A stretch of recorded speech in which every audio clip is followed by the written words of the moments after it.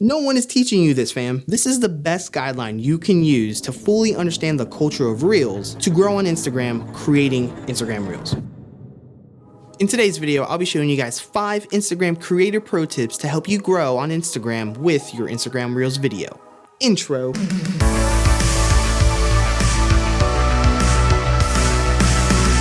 Salutations everybody, Benjamin Brandon here. Welcome back to another Instagram Reels tutorial. Today we're talking about growing with Reels. The tips that you're going to be learning in this video all derived from me creating over 150 pieces of Instagram Reels content for myself and for our clients over at Media to Social. We've been able to see what really works and what really doesn't. Personally, I've earned over 5,000 followers, or friends as I call y'all, through my Reels content with everything that I'm about to show y'all right now. The first thing you need to do to grow with Reels is to create Reels content that captivates a stranger. Now that's hard to do, don't get it twisted, but I'll be breaking down exactly how you can do that using the 3-act micro narrative. All of your Instagram Reels should have a great beginning, middle, and an end with a purpose. So I use what I call the 3-act micro narrative, taking the traditional 3-act structure used in films, and I apply that to my Instagram Reels. I mean, Instagram in general, really. I use it for all of my Instagram content. Now, this is structured in 3 acts. Act 1 is your setup. Define what your reel is about and why people should continue watching versus just scrolling away. This should occur within the first 1 to 3 seconds of your video. You can do this in a couple of ways. The first is pretty easy. You can just tell people what the video is about within the first 1 to 3 seconds. A lot of creators just go on frame and start pointing at their subject. But a more effective way to do this is to use text to display the point of your video right away. I did a reel series recently showing behind the scenes of a shoot we did for BMW. I defined what the video was about right off the bat while setting up for my second act. The goal here is to force the audience to understand what they're about to get into. And you do that right away before you lose them to their very, very fast finger. Act 2 is your confrontation. This is the rising action within your reel, showing everything that it takes to lead into the overall point of your video, which is Act 3. For tip videos or informative content, this is where you define the problem that you are about to solve for your audience. Now, displaying the process that leads up to your third act, the point of your video, is super effective. Showing a process in general is the best way to lure an audience to continue watching your reel. So once you show people how you're leading into a result, you then show the result in Act 3. Act 3 is your resolution. This is the payoff, the climax, where everything comes full circle. With your first and second acts, you kept people watching, now it's time to deliver. For my content, it's always the end result of what I shot behind the scenes.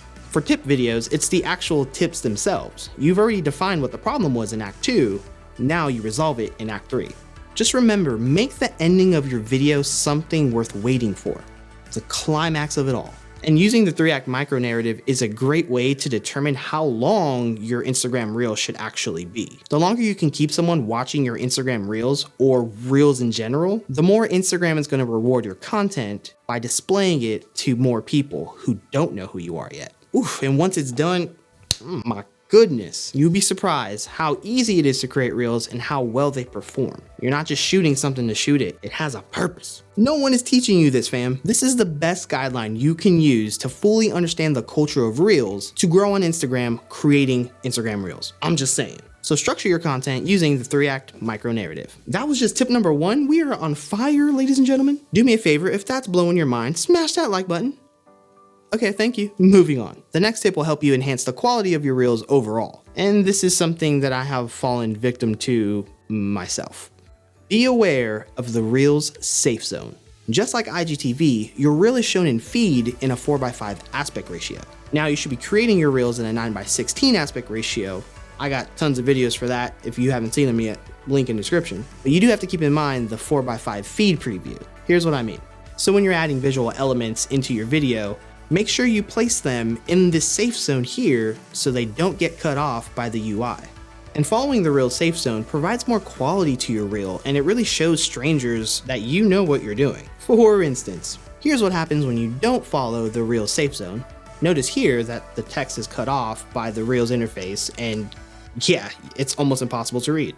Versus this is an example of what you get when you abide by the Reel safe zone. Not only can you read the text, but you can also gain a better understanding of what's happening within the video.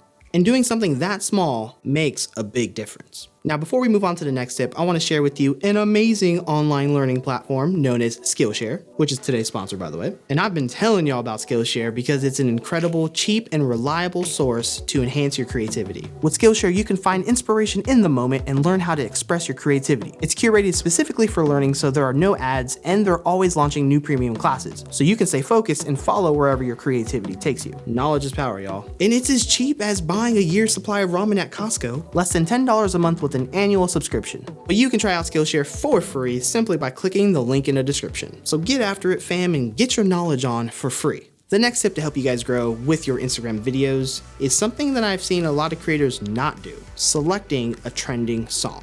Now, some of you may have heard of this already, some of you may have not, but let me break down why this is important. Part of the Instagram's user behavior is watching and even binging content that features a trending song.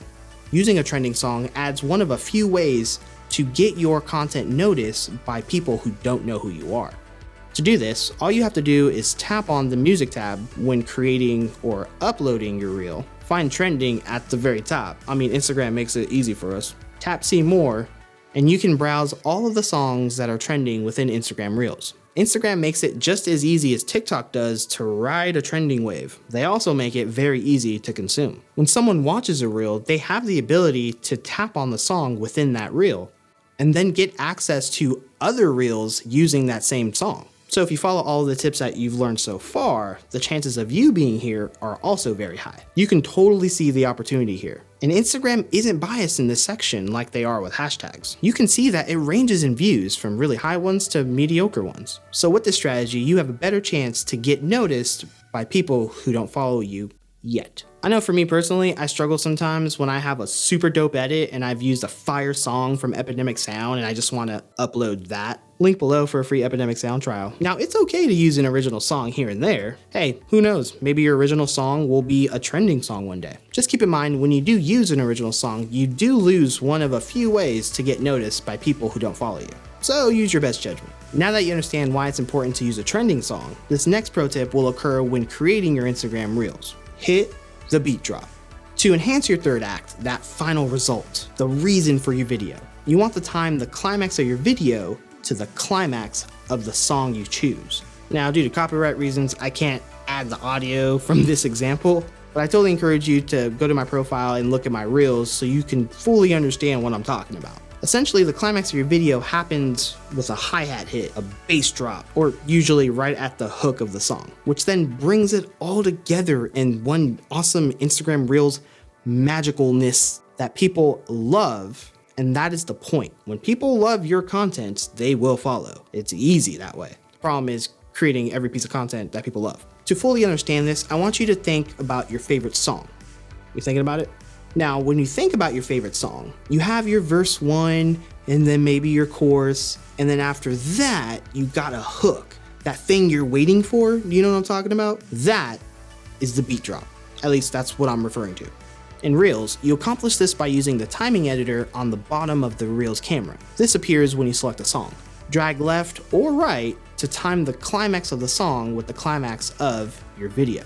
With this strategy, I also apply a really flashy transition of some sort to really bang out that point, which really enhances that part of the video. Again, go to my profile to see what I'm really talking about. Stupid copyright issues. The climax of your video plus a flashy transition, all with the hit of the beat drop. Oof, that, my friends, makes a yummy reel. You're giving strangers quality that they came for, which just, yeah, that's the follow button. Sounds like boop. So far, you've learned quality pro tips that will improve your Instagram Reels, which will then improve your Instagram following. The last thing you should do is ask. You do that by adding a call to action at the end of your Instagram Reel. At this point, you've accomplished something super amazing and super valuable while uploading this Instagram Reel, using everything that I've taught you, of course. You have earned the attention of a stranger for 15 to 30 seconds. You've provided them entertainment, knowledge, escapism from the world that is rough right now, or a valuable tip that will help them with their business or their Instagram or whatever. So it is okay to ask for a follow.